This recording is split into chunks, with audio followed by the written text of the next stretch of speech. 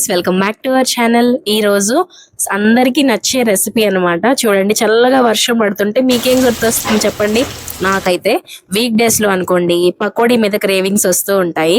And weekends అనుకోండి Sunday కానీ Saturday కానీ చికెన్ ఉంటుంది కాబట్టి చక్కగా చికెన్ పకోడీ, చిల్లీ చికెన్ ఇలాంటివి తినాలనిపిస్తుంది. మీకు కూడా అంతేనా? నాలాగా కామెంట్స్ లో చెప్పండి. బయట నుంచి క్రిస్పీగా లోపల నుంచి సాఫ్ట్ గా చక్కగా కుక్ అయింది అనమాట ఈ చికెన్ 65. ఒకసారి మీరు కూడా ట్రై చేయండి. రెసిపీలోకి వెళ్ళిపోదామా? సో చికెన్ 65 కాబట్టి బోన్లెస్ చికెన్ తీసుకోవాలి. ఇది ఒక ½ కేజీ చికెన్ అనమాట. మాక్సిమం బోన్స్ అసలు లేవు, బోన్లెస్ చికెన్ అనమాట. చక్కగా కడిగేసి ఇలా స్ట్రైనర్ లో వేసి పక్కన పెట్టేసుకోండి. ఆ వాటర్ ఏమన్నా ఉన్నా కూడా మొత్తం కిందకి ఇంకిపోతాయి. సో ఇప్పుడు మసాలాస్ కలుపుకోవాలి. సో ఫస్ట్ అయితే అల్లం చిన్నులపై పేస్ట్ వేసుకున్నాము, ఒక 2 స్పూన్లు. కొద్దిగా పసుపు అండ్ ఒక 2 టీ స్పూన్ల ధనియాల పొడి వేసుకున్నాము. కర్డ్ కూడా, పెరుగు ఒక 2 టీ స్పూన్లు వేసుకోండి. అండ్ నెక్స్ట్ కారం మీ కారానికి తగ్గట్టు వేసుకోండి. మేము ఎక్కువగానే తింటాము. అండ్ నెక్స్ట్ అయితే చికెన్ మసాలా కానీ గరం మసాలా, మేమైతే చికెన్ మసాలా వేసుకున్నాము. నిమ్మకాయ పిండడం మాత్రం అసలు మర్చిపోద్దు, ఒక ఫుల్ నిమ్మకాయ సరిపోతుంది. అండ్ నెక్స్ట్ అయితే తగినట్టు సాల్ట్ అనమాట మన టేస్ట్కి. నెక్స్ట్ ఒక టేబుల్ స్పూన్ మైదా వేసుకుంటున్నాము. అండ్ నెక్స్ట్ ఒక టేబుల్ స్పూన్ శనగపిండి వేసుకుంటాం అనమాట. ఒక గుడ్డు కూడా కొట్టేసి వేసేసుకుంటాము. ఇవన్నీ వేయడం వల్ల బయట నుంచి క్రిస్పీగా కనిపిస్తాయి, కానీ లోపల మాత్రం చక్కగా సాఫ్ట్ గా కుక్ అవుతాయి అనమాట. కొద్దిగా కొత్తిమీర వేసుకొని చక్కగా చేతులతోనే మసాలాలన్నీ కలిసేటట్లు బాగా కలిపేసుకోవాలి. ఎప్పుడైనా సరే చికెన్ పకోడీ కానీ చికెన్ 65 కానీ మీకు తినాలనిపిస్తే ఇలా మసాలాస్ని మ్యారినేట్ చేసిన తర్వాత ఓవర్ నైట్ ఫ్రిడ్జ్ లో పెట్టేసుకోవాలి గైస్.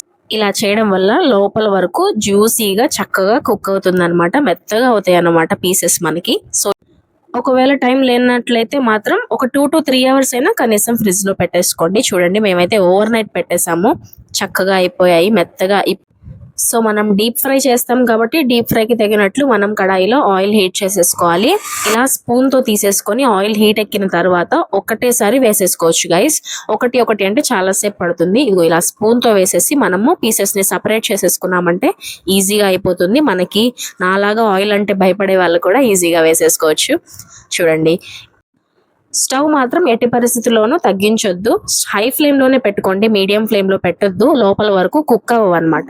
హై ఫ్లేమ్ లోనే చక్కగా ఇలా ఫ్రై చేసుకోండి. చూడండి, మంచి కలర్ కూడా వచ్చింది. మీకు కావాలంటే ఫుడ్ కలర్ కూడా వేసుకోండి. మాకైతే నార్మల్ కారమే సరిపోయింది అనమాట. చూడండి, చక్కగా ఇలాగా ఎర్రగా ఫ్రై అవ్వాలన్నమాట. అప్పటి వరకు హై ఫ్లేమ్ లోనే ఫ్రై చేసుకోవాలి. అంతే గైస్, వీటిని తీసి పక్కన పెట్టేసుకొని ఇంకా మిగిలిన ముక్కలకు కూడా సేమ్ ప్రాసెస్ అనమాట. ఇదిగోండి, ఇలా స్ట్రైనర్ లో మీరు స్ట్రెయిన్ చేసుకున్నట్లయితే మీకు టిష్యూ కూడా అవసరం లేదు, పొడి పొడిగా వచ్చేస్తాయి ముక్కలు. మీరు ట్రై చేయండి. నాకు ఎలా వచ్చిందో మాత్రం చెప్పడం మర్చిపోద్ది.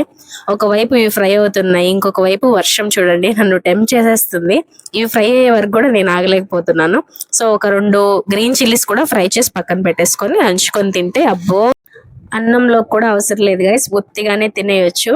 ఉల్లిపాయలు, పచ్చిమిర్చి అండ్ నిమ్మకాయ మాత్రం పిండుకోవడం మర్చిపోవద్దు. నిమ్మకాయ ఉంటే చాలా బాగుంటుంది.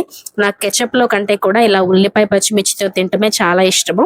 మీరు ఎలా ఇష్టపడతారో నాకు కామెంట్స్ లో చెప్పండి.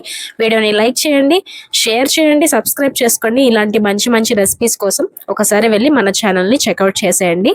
ఈ రోజుకి ఇంతే గైస్, మళ్ళీ కలుద్దాం. Bye bye.